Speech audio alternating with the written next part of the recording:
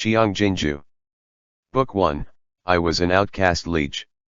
Chapter 69, Evaluation of Merit. Liege was unconscious for a few days, delirious with nightmares and mumbling incoherent words no one could understand. Muru stayed by his bedside, personally feeding him medicine and wiping down his body. The Empress Dowager did not use her royal sedan today.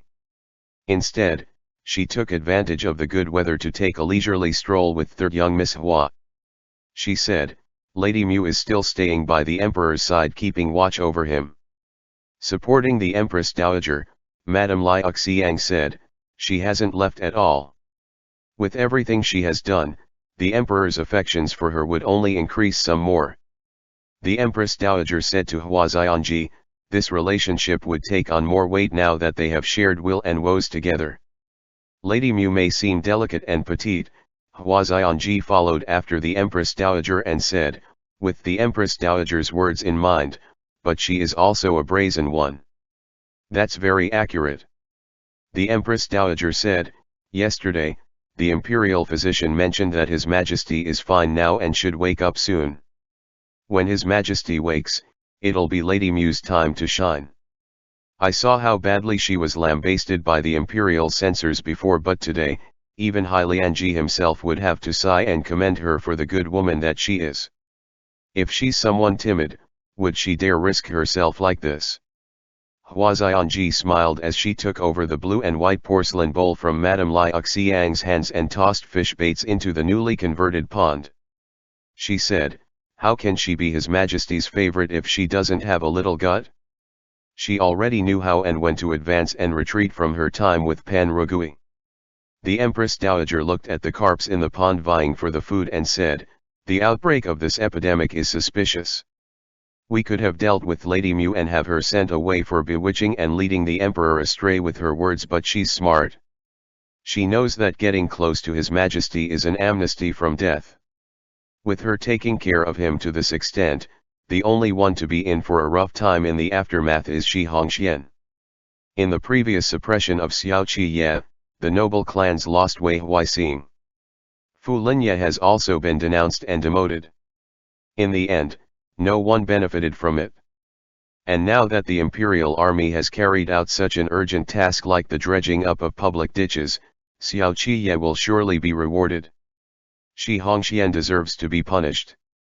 Hua Xianji said, "He who gives no thought to difficulties in the future is sure to be beset by worries much closer at hand. And, I think he has gotten too carried away by his own success because of his transfer to the Bureau of Evaluations in the Ministry of Revenue. It's no coincidence that this misfortune has befallen him. If he had been prudent enough, how could anyone get the chance to plot against him? Now that someone has given him to second young Master Xiao as a stepping stone to trample on, it's only fitting for him to be punished. Moreover, while I was making inquiries about the matters concerning Qidong, I heard that the heir apparent of Liege had given Zhongbos Tse province 40,000 taels as aid relief during heavy snow before the new year. It was also in part due to these 40,000 taels that second young Master Xiao was able to persuade the Ministry of Revenue. Because of this, Tse province and Liege have now become allies in times of adversity.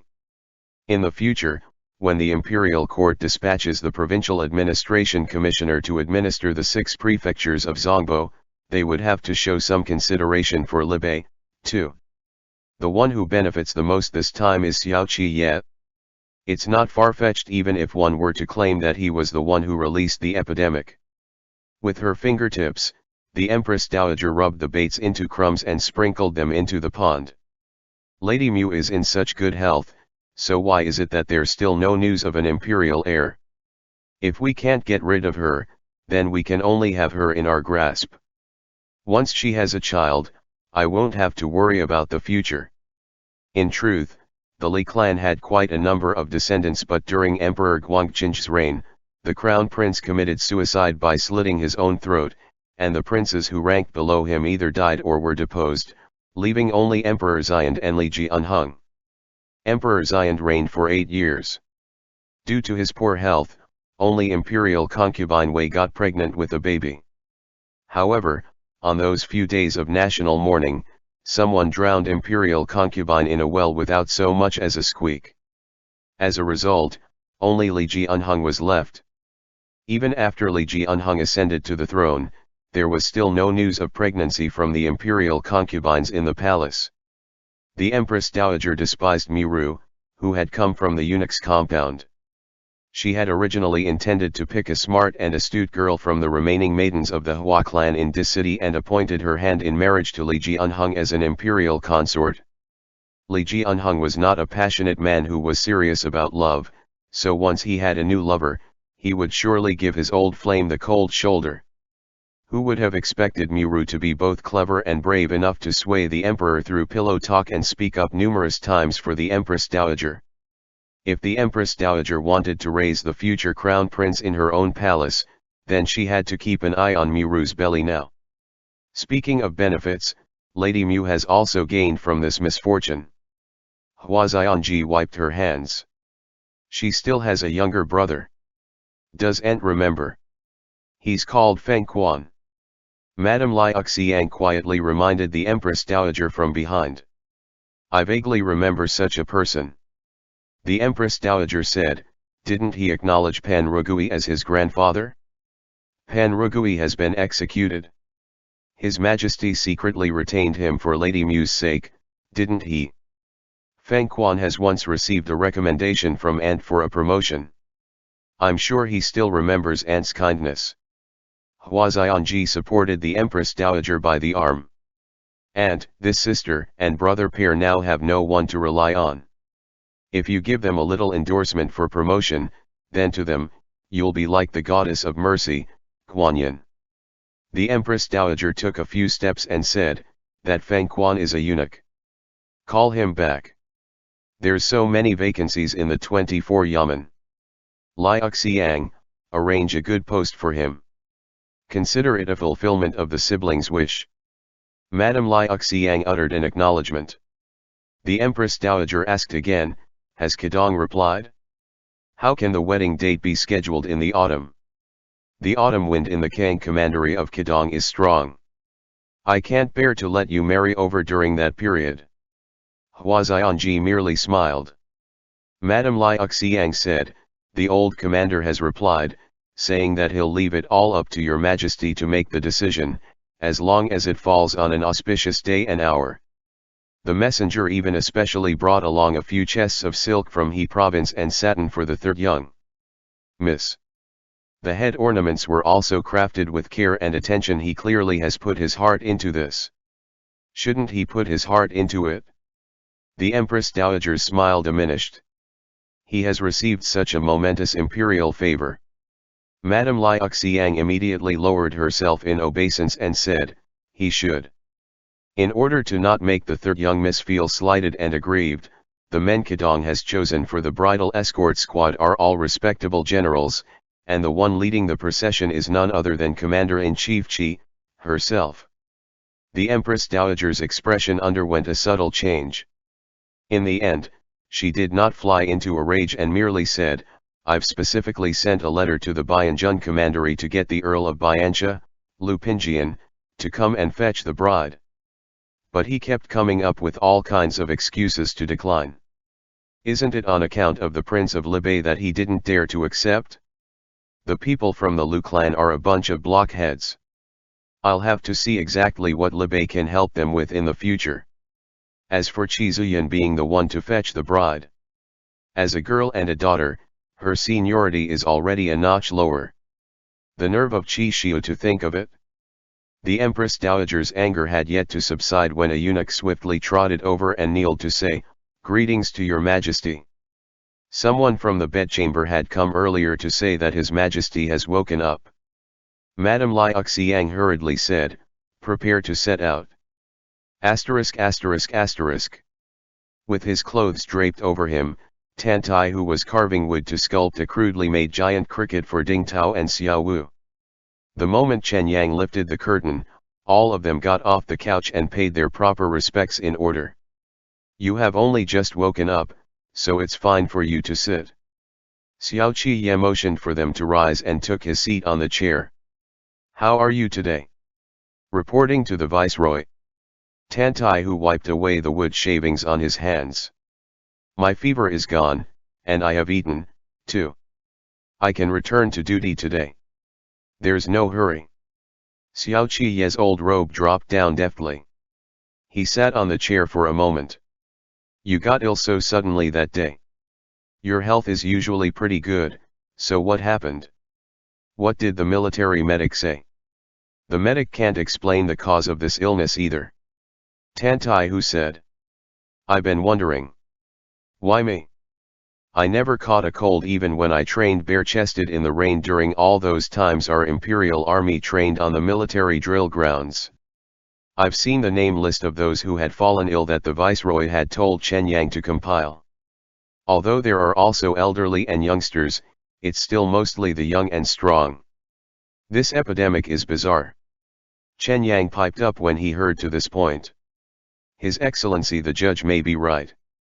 It's not a natural disaster this time, but a fabricated one. Xiao Qiye leaned back to ponder it over and said, regardless of which it is, so much time has passed since then. The clues are most likely already disposed of. It's still not too bad since I'm the one who fell ill. Tantai, who was still filled with trepidation. If Viceroy were the one who fell sick instead, then the patrols in the Chu capital would be in chaos.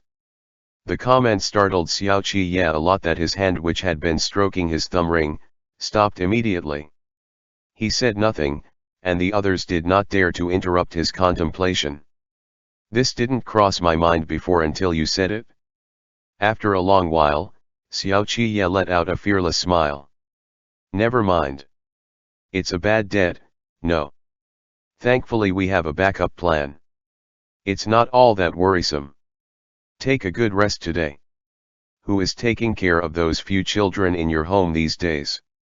Tantai, who did not expect Xiao Qiye to remember the children. His eyes felt hot as he said, before coming in, I entrusted them to Chen Yang. He kept them in the Imperial Army's office compound. With the brothers there to take care of them, they should not have to worry about food. It's all good. Most of the original households in the Imperial Army are locals from the Chu capital. You guys are non-locals from outside of the capital who were recruited to fill up the posts here.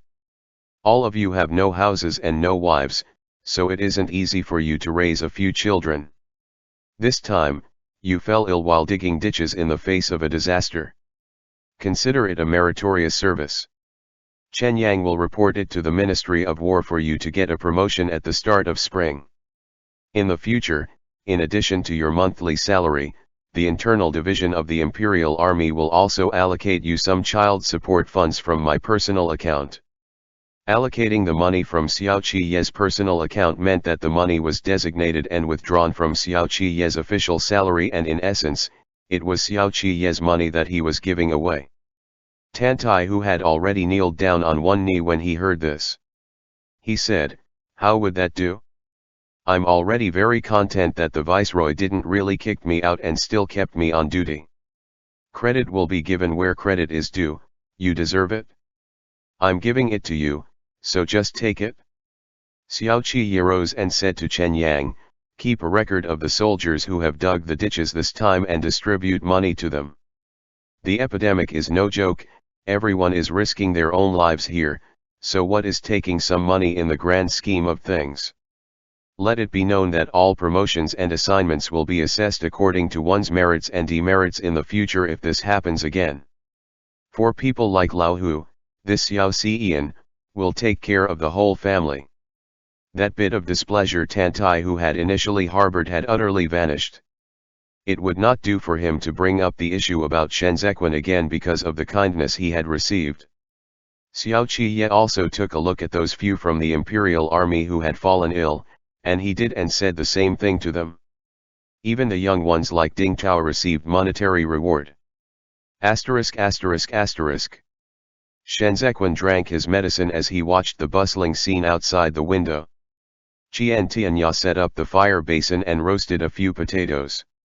As he poked the fire, he said, see how others have gotten a promotion and a windfall. Master, what about me? I'll keep it in mind for future reference. Shenzhen set aside the bowl. Qiao Tianya looked at the potatoes with undivided attention even as he said, "Second young master Xiao is doing it right when it comes to managing his subordinates. He has really put in a lot of thought and effort to be able to consolidate the imperial army and turn it into his very own impenetrable defense in the span of just a few years. It's not surprising for him to put in a little thinking and effort into matters that concern his safety and security." Shenzhen said. "The imperial army is his newly sharpened blade. Naturally, the more smoothly he can wield it, the better.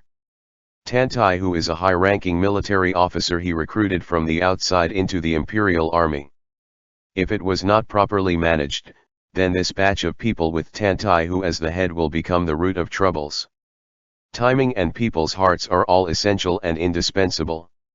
He has just the perfect grasp on them all. He suppressed them and rewarded them, sorting them out until they are all submissive and obedient. Even the root of trouble has become a stabilizing force. Given Tantaihu's disposition, even if someone were to bribe him with 1,000 gold in the future, it'll be hard to shake his loyalty." Qiao Tianya peeled the potatoes and sighed. "Now that I've compared it this way. Master, you're really way too cold-blooded. The Jinyi way is different from the imperial army. All those in the Jinyi way are men from noble clans. Each of them is ambitious and arrogant. Being cold is just perfect for it. Without any life and death tribulations, there is no way for true friendships to form. Everyone has a scale in their heart. Han Cheng has assumed the post of commander-in-chief for quite a few days, and there have been quite a number of rewards he has made out as a bribe to those below him. But how many of them really think well of him in private?" Shenzhen paused for a moment, then continued, "Now that you have eaten the potatoes, don't eat the meat later. You must have put on at least 7 or 8 gin ever since you followed me." Qiao Tianya said, "Does master want to listen to a tune?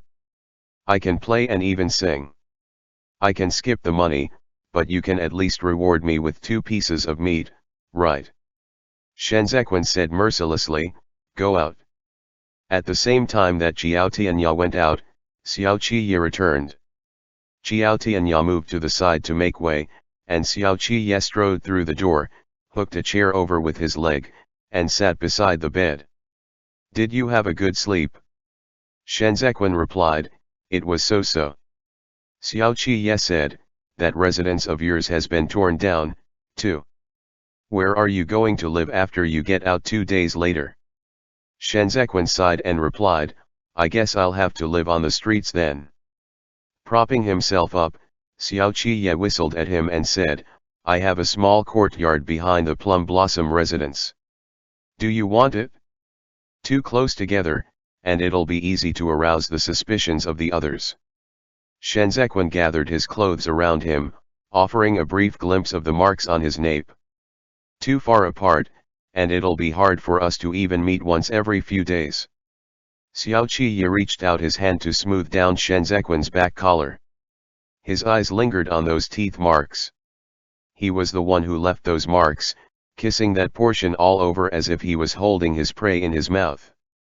Shenzhen raised his eyes to look at him and said, "See you on the imperial court, Xiao Qiye averted his gaze and said, "That sounds so distant. Then what's to be done?" Shenzhen looked at him. "Where's my fan?" Chen Yang just happened to be holding a tray as he lifted the curtain. Without even thinking about it, Xiao Qiye said, "Gone." "Chen Yang lost it?"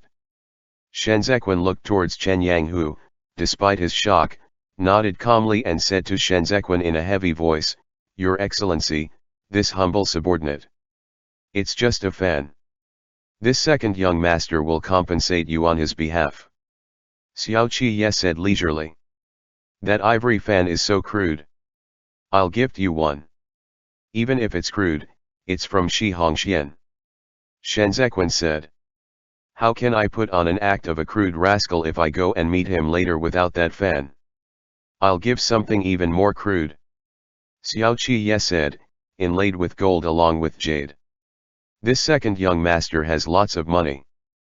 The military drill ground on Mount Feng has to undergo renovations at the start of spring. Shenzhequan spread his palms open. Second young master Xiao, you'll have to tighten your belt. You'll soon be so poor that you'll have to go vegetarian. Where on earth would you have the money for fan inlaid with gold and jade? Chen Yang put the tray down and backed out of the room. Xiao Qiye said, "What? Are you trying to check out my private funds?" Shenzhequan asked, "You have private funds?" Xiao Qiye said, "I have plenty of those."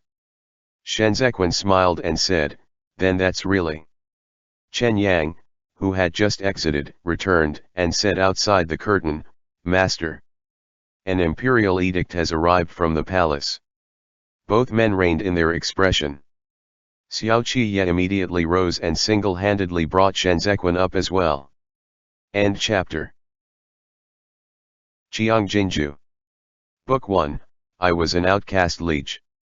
Chapter 70, Reopening of the Temple. As it was with haste that the Temple of Penitence received the imperial edict, Xiao Qiye and Shenzhequan were both not wearing their official robes. Everyone gathered in the courtyard and kneeled. The eunuch who had come to deliver the edict looked unfamiliar. Not daring to put on airs, he quickly started to read out the imperial edict when he saw the person it was intended for had emerged. The eunuch finished reading the imperial edict and bowed slightly, saying to Xiao Qiye, "Viceroy, please rise quickly." Xiao Qiye received the imperial edict, and Chen Yang immediately called for someone to brew and serve tea.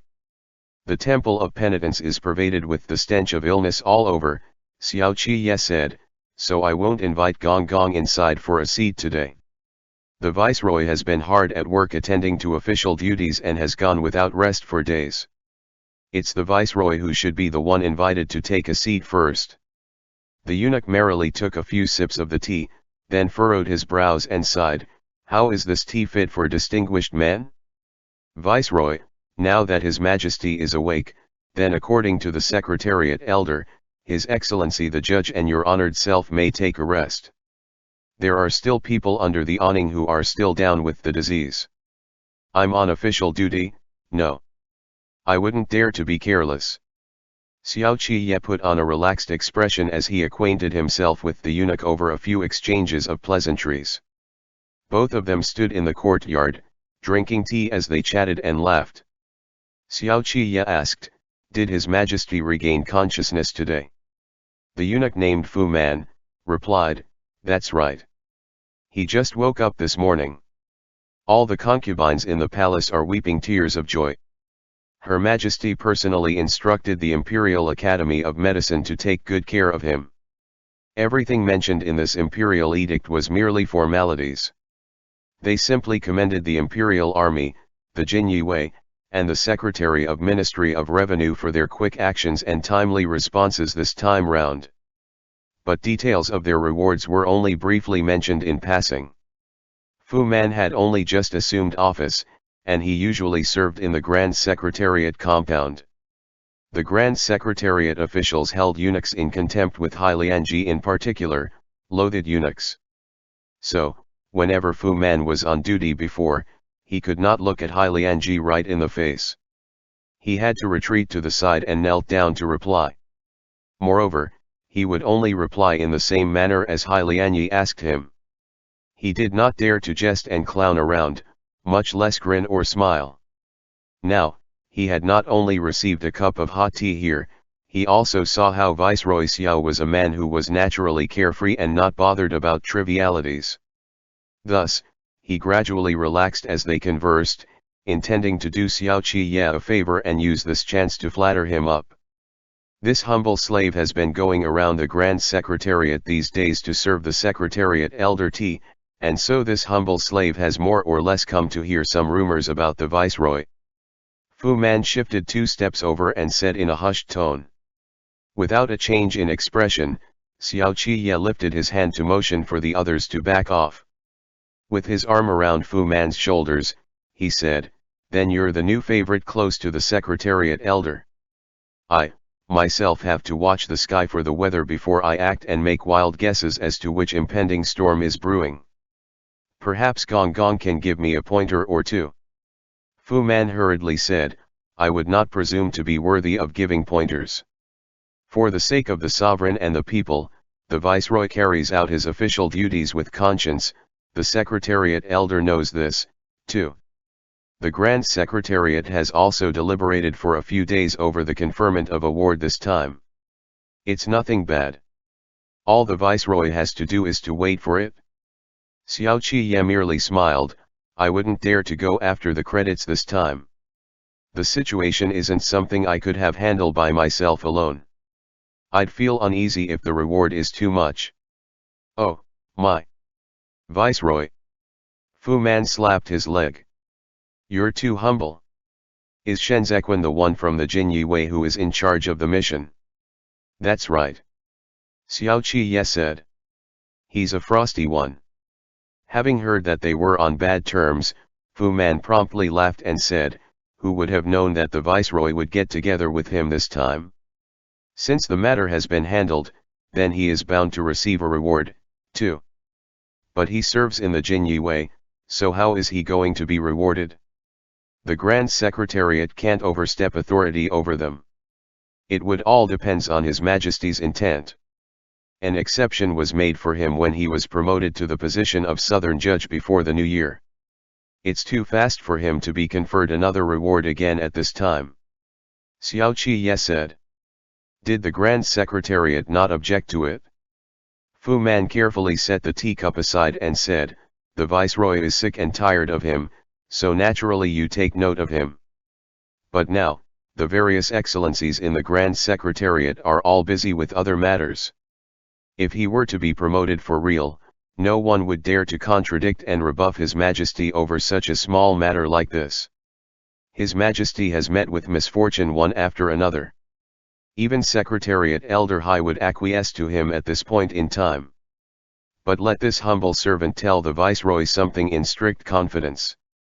This man, if promoted too quickly, will be a latent danger. The current officials of 5th grade and above in the Jin Jiu are all lads that come from families with a long history and deep roots. That Shenzhequan, who would think well of that family background of his? Head to the streets now and yell out Shen Wei's name at the top of your voice, and all you will get is countless spittle of saliva. His promotion to the top will only make these people humiliate him in public and in private. Someone who has many merits to his name and has received rewards for them will only cause the others to be jealous of him. To begin with, the Jin Jiu is a behemoth that is as ferocious as beasts of prey like the wolves and tigers. If he wants to hold on to his prize, it will still have to depend on his capabilities. Xiao Qi chatted a little more with Fu Man before getting Chen Yang to see him out. When Chen Yang saw him out, he gave Fu Man a hand and helped him up. It was only when Fu Man got onto the horse and was midway through his journey that he felt a heaviness in his sleeve. He fished it out for a look and instantly beamed with delight. The Viceroy is generous. Fu Man stuffed the money back into his sleeve. A man worthy of being a friend. Asterisk. Shenzhequan met Liang Qiushan and listened to him give a clear tally of the accounts. He asked him a few questions, and the latter could answer them all readily and methodically. It was really a shame for this person to be a minor official without rank. Shenzhequan said, these past few days had been chaotic. There are countless small and big pharmacy in Chu capital and the coming and going of the medicinal herbs is a complicated mess. You have certainly gone to great length to have recorded it all this clearly. This is what this humble subordinate does in his official capacity. This is my duty. It's what I should do. Liang Qiushan said with concern, Your Excellency looks better today. The illness is eradicated once the medicine takes effect.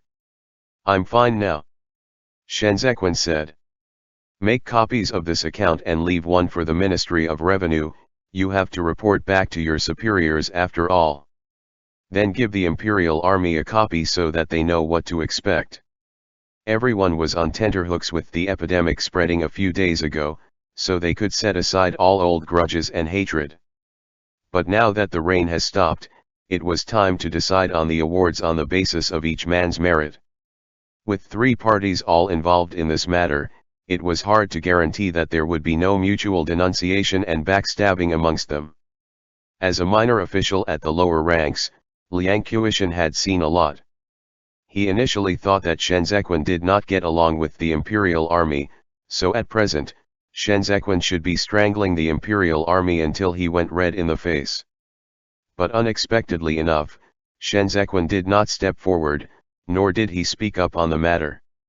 Even when the job was done, he did not hog all the credit for himself. Liang Qiushan hesitated for a moment before he decided to say, "It was Your Excellency who instructed this humble subordinate to record these accounts. For me to hand it over like this. I was in a muddle while I was ill. You did many of the stuff on your own." Shenzhequan closed the book. "I can see that you're methodical when it comes to your work, and you've served in the Ministry of Revenue for so many years. So why are you still just a desk clerk?" Liang Qiushan seemed to have a hunch and said in a pained voice, "This humble subordinate has served in the Ministry of Revenue, starting from the 2nd year of the Xian era. At that time, the one in authority up there is a member of the Hua clan. This humble subordinate is embarrassingly short on money and I only know how to run errands. I don't have the money to grease the higher-ups' palms. My superiors let me attend to official duties in my original post, and my evaluations all these years have been in the lower middle range, with neither merits nor demerits." After a moment of silence, Shenzhequan said, "His Majesty is now opening up opportunities to air one's views, and the 6 ministries are lacking in talents. There's no need for you to feel disheartened. The opportunity will present itself when it is due." Knowing from this that Shenzhequan meant to recommend him for a promotion, Liang Qiushan hurriedly bowed to him and said, "Your Excellency's recognition and appreciation of this humble subordinate is a kindness this humble subordinate will never forget." Shenzhequan got up and said nothing further as he lifted the curtain and stepped out. Liang Qiushan looked at the floor blankly, only realizing after a while that the tears were already streaming down his cheeks. What he did not tell Shenzhequan was that he was from Juexi, and his first few decades were spent on a prolonged period of studying. As such, he passed the imperial examinations a few years late. At first, he was supposed to assume duty at the Ministry of Personnel, but someone spent bribe money to take his place. He was then transferred to the Ministry of Works, where he received outstanding evaluations for the few years he worked there. As he was good in calculation, he was once again transferred to the Ministry of Revenue. He initially thought he could show and put his skills to good use at the Ministry of Revenue. But in the end, he was oppressed from above by a distantly related descendant of the Hua clan, an utter disgrace who simply muddled his way through. He was the one who did the job, but it was the superior's name that was put on the reports that were submitted to the top. He tried to seek help from his connections to get a transfer elsewhere, but those at the top did not agree, wanting to exploit him as a manual laborer for free. He was suppressed and oppressed again and again until he eventually became a clerk in an official post so minor that he could not even be considered a legitimate official. He initially thought that he had to give up his dreams of glory in this life, disillusioned as he was with worldly affairs. Who would have expected that misfortune could turn out to be a blessing in disguise? Every cloud indeed had a silver lining. Asterisk asterisk asterisk. It was only 2 days later that the order forbidding access in and out of the palace was lifted. The operations of the 6 ministries reverted back to normal, and the men withdrew from the Temple of Penitence. Those who had yet to recover were all left under the continued care of the Imperial Academy of Medicine. Shenzhequan was all cleaned up as he stood before the door, once again all decked out in his embroidered python robe and phoenix tail belt with his authority token hanging on his waist and sword by his side. Xiao Qiye had also tidied himself up, dressed in a scarlet court robe with an embroidered lion rank badge, looking tall and domineering. Both men put on a hypocritical show of bidding each other farewell. "I'm heading this way." Xiao Qiye whistled to summon over Lang Tao Shuijin. He patted his horse on the back. Is Your Excellency the judge entering the palace with me? Please go ahead first, Viceroy. Shenzequan said politely. This humble subordinate has to go to the commander-in-chief to make a report. It sucks to be a subordinate. Xiao Qiye flipped atop his horse. When are you coming up to play? I'm afraid of heights. Shenzequan looked up at him. You'd do best to sit tight. It's too complicated and cumbersome to deal with the aftermath. Whether I can sit tight depends on whether you are willing to show mercy. Xiao Qiye pointed and tapped at his own chest with the horsewhip. Be gentle. The two of them parted in front of the Temple of Penitence. Instead of going to look for Han Cheng immediately, Shenzequan drove the carriage to the place where he had Ji Gang and Qi Huilian settled down. This little building was surrounded by a courtyard, with a half-dead pear tree jutting out from the top of the wall. Shenzequan entered, passed through the courtyard, and headed up the stairs, only to see the main hall doors tightly shut. There were no signs of Ji Gang or Qi Huilian. Qiao Tianya sensed the oddness in the atmosphere. He could see from the messy footprints on the ground that there were people here. Grasping the hilt of his blade with his palm, he strode a step forward and said with a smile, "Is there anyone here? If there isn't, this humble servant is going to draw his blade." A sudden gust of wind sent the withered branches of the pear tree swaying, and weeds in the courtyard assaulted the hem of his robe. Qiao Tianya surveyed the place with sharp eyes. He had already discovered that the place was teeming with people both inside and outside the courtyard. "What blade are you going to draw? We are all acquaintances here." A rather weak and feeble voice rang out from inside the house. "Lanzhou, why aren't you saying a word?" The ruthlessness in Shenzequan's eyes was dimly visible, yet he forced a laugh and said, "Second young master Shi, have you recovered?" Shi Hongxian was all wrapped up in fox fur inside the house. He had lost quite some weight, and he did not look too good. Holding up the teacup, he stared askance at the door and said gloomily, "Would I dare to see you if I haven't recovered? My good brother, why didn't you tell me that you're hiding such important people here?" Shenzequan laughed out loud and raised his head to motion for Qiao Tianya to retreat. He abruptly pushed the door open, startling up the dust inside the room.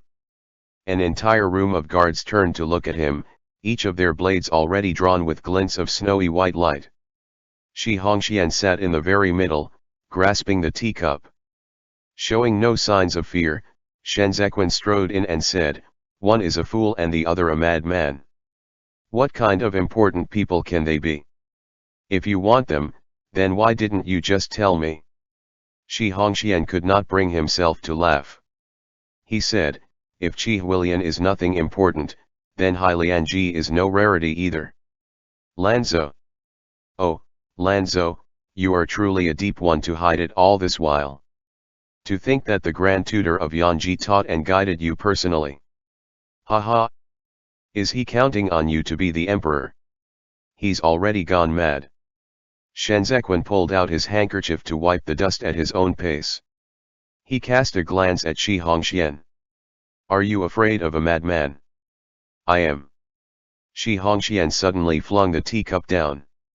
"A madman taught a mad dog, whose bites caught me off guard and turned me into a bloody pulp."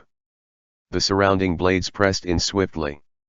Shenzequan smiled and said, "That makes no sense. If you want to kill me, at least let me die knowing why." "Did you," Shi Hongxian said in a malevolent voice, "coordinated with second young master Xiao to screw me over?" The atmosphere in the room suddenly froze. Shadows fell upon the sides of Shenzequan's face. After a moment of silence, he suddenly smiled and braced himself against the edge of the table. "That's right." Shenzequan scrutinized Shi Hongxian with darkness in his eyes as he said both contemptuously and wickedly, "Even if I dare to say so, do you dare to believe the same?" End chapter.